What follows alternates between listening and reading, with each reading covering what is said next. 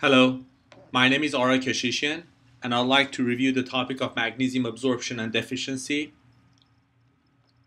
Magnesium is one of the most abundant ions in our body.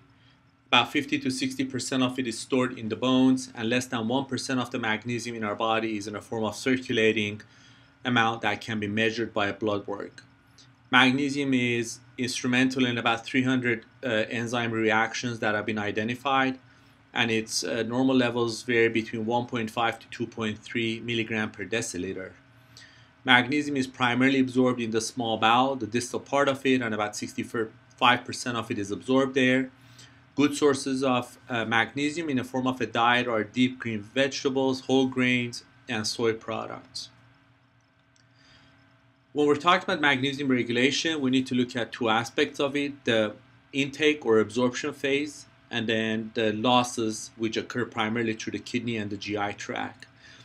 The parathyroid hormones play a role in regulation of the magnesium, as low magnesium will cause increase in parathyroid hormone secretion, and this allows for better absorption through the GI tract and less loss through the kidneys.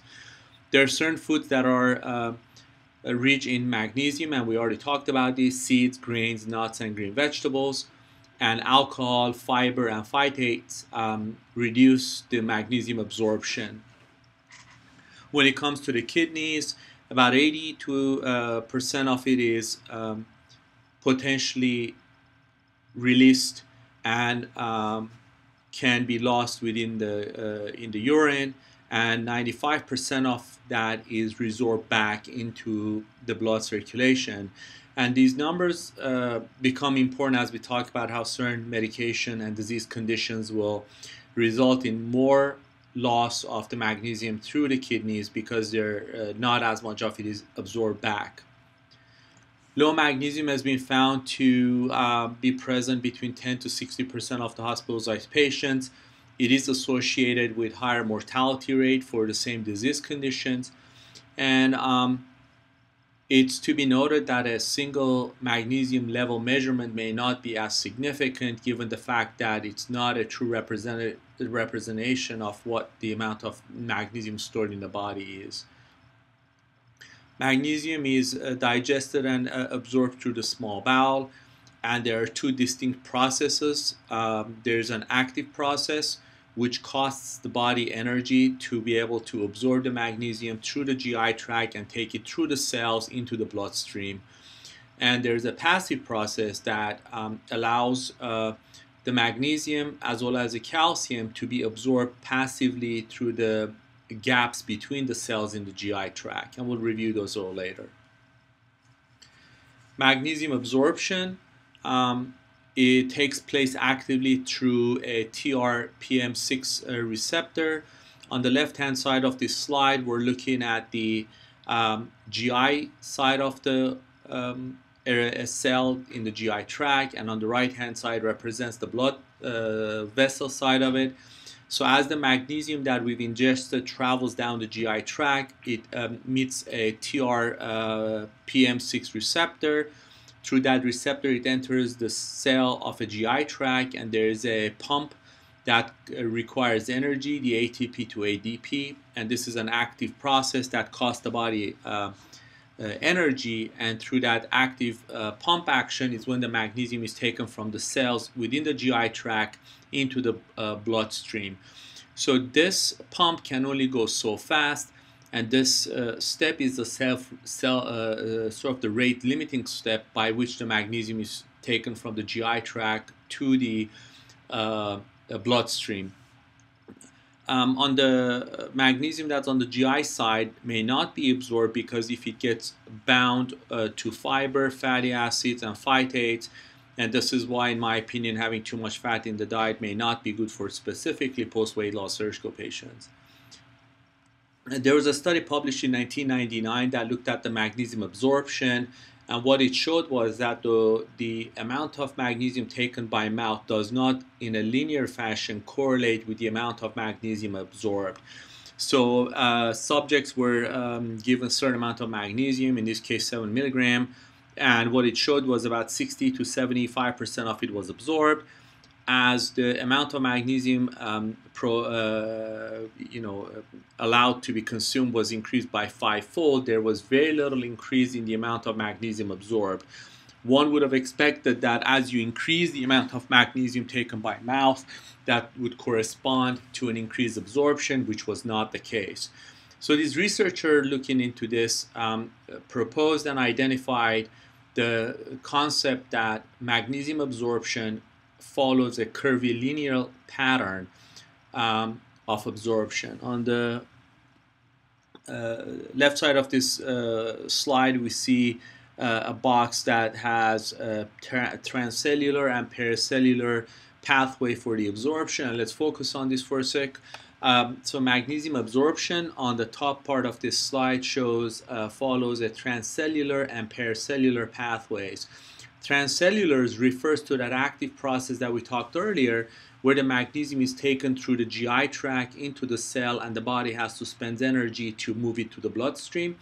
And transcellular absorption of the magnesium is limited as to how much of it can get absorbed. And if we remember earlier, we talked about how the pumps that are involved in spending the energy to move the magnesium from inside of the cell of the GI tract into the bloodstream can only go so fast. This is why as you go along the horizontal axis of the magnesium intake, there is no corresponding increase in the magnesium absorption on the vertical axis. Looking at the pericellular graph, dotted line, we appreciate that as you increase the magnesium intake, there is a corresponding increase in the magnesium absorption. This is because pericellular pathway refers to the gap between the two cells of the GI tract, which is not sort of watertight per se. And what that allows to happen is as one increases the concentration of the magnesium and the calcium, in this case in the GI tract, there is more of it that can seep through those gap junctions and enter the bloodstream. The net result is if you add the collective amount of magnesium that's absorbed both from the active process and through the passive process, you get the combined curve of the magnesium absorption. And what this reflects is on the lower doses of it, you get more absorption by taking less volume, less milligram, less dosing by more frequency versus less frequency. So it's probably beneficial to take the magnesium 3 or 4 times a day versus 1 or twice a day. The same active and passive process also takes place when we're talking about preventing the losses into the kidneys. There is a passive mechanism by which the luminal side of the loop of Henle, which is the urinary ducts in the kidneys, that allows the high concentration of the calcium and magnesium to seep back through the gap junction into the bloodstream. And with regulation of the parathyroid hormone, if the blood is sensed to have less magnesium than it needs to, that prompts the active process of moving the magnesium from the luminal side into the cells and then into the bloodstream. And the lumen here refers to the loop of Henle in the kidneys where the urine is formed. An overview of causes of the low magnesium: it can be a decreased intake or absorption caused by alcoholism, malabsorption, TPN, or proton pump inhibitors. Increased losses may be because of diarrhea and kidneys, and in some cases extreme skin injury or burn injury. Kidney losses can be because of diabetes or patients with diabetic ketoacidosis that have too much urine flow, or decreased tubular absorption, and we'll talk about this on the next slide. Low magnesium caused by kidneys refers to diabetic ketoacidosis with high urine flow, and this results in inability of the body to resorb the magnesium. Large volume of extracellular volume expansion would be a patient, for example, with significant congestive heart failure that has free water accumulation and the result in dilution of the magnesium. Diuretics for patients that have swelling of the lower extremity or history of congestive heart failure. Specifically, loop diuretics can cause or reduce the magnesium resorption into the kidneys. Medications such as cisplatin, which is a cancer medication, amphotericin B, an example of antifungal, and aminoglycoside, which is a class of antibiotics. All of these tend to decrease the amount of magnesium available. Non-kidney related causes of the low magnesium include dietary, even though it's difficult to become magnesium deficient in general for an individual who has not had any weight loss surgery and is consuming a broad range of diet. With the exception of two clinical settings, alcoholism and patients that are on peritoneal feeding, tube feedings or TPNs, 20-25% of the alcoholic patients have been found to be magnesium deficient, and patients on TPN. Induced malnutrition, such as weight loss surgery, or disease conditions such as celiac disease, Whipple disease, or inflammatory bowel disease can all result in decreased magnesium. And one of my pet peeves is, again, high fat consumption after weight loss surgery, which causes sulfanification, which is the reaction of mixing the calcium and minerals, in fact calcium or magnesium, for example, with the fat that becomes an insoluble and it cannot be absorbed and it's lost into the stool. We also need to pay attention to the PPI, the purple pill for reflux, where chronic use of it has been shown to cause low magnesium. Low magnesium has a number of potential problems and can manifest itself in a number of organ systems. In the cardiovascular system, it can result in changes in the EKG rate and rhythm, with some of which could be potentially very malignant.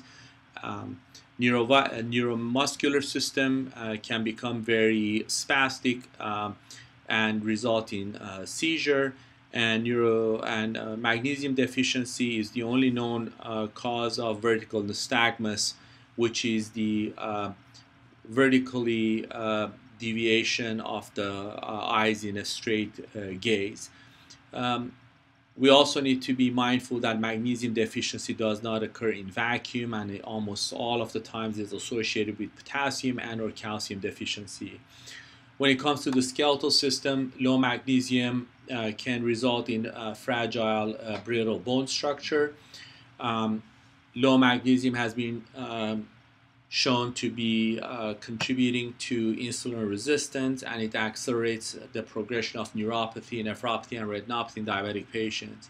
There's also some studies that have been shown that magnesium deficiency can worsen the migraine headaches, and conversely, having a normal to high normal level of magnesium has been shown in very few subjects and small studies to reduce both the intensity and the frequency of migraine headaches. Treatment of low magnesium should be tailored for, first and foremost, identifying the underlying cause. To be noted that oral bioavailability of magnesium is about 30%, which means that only about 30% of the magnesium that's taken by mouth it gets finally absorbed. And clearly high fat diet, taking low doses frequently, and all of the drinking alcohol with it or having a high fiber diet can all make this number even worse. So in order to optimize the oral intake and absorption of the magnesium, we need to take frequent smaller dose, avoid alcohol, don't take it with fiber, don't make sure that we don't have a lot of fat in our diet per se, especially during the time that we're taking the magnesium. The magnesium deficiency, in my opinion, is underappreciated, by so much so as for most of my weight loss surgical patients, when they're in the recovery room, they receive 1 or 2 grams of magnesium in the recovery room. Toxicity of the magnesium is very rare, and it can be something as benign as some flushing, feeling warm, to loss of deep tendon reflexes, hypotension, and AV block, which can get serious. Thank you.